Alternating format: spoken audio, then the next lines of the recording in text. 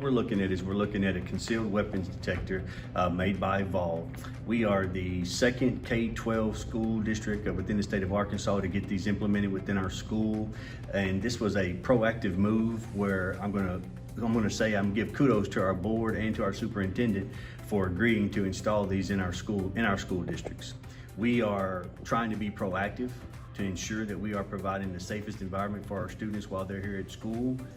Well, come August 14th, our students are going to be wide-eyed and bushy-tailed, I can assure you, because it's going to be something new to them.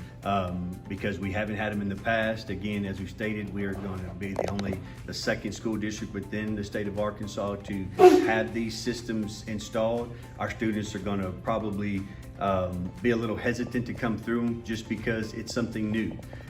I do believe that man's greatest fear is change, and this is change, but I believe it's change in the correct direction. Okay.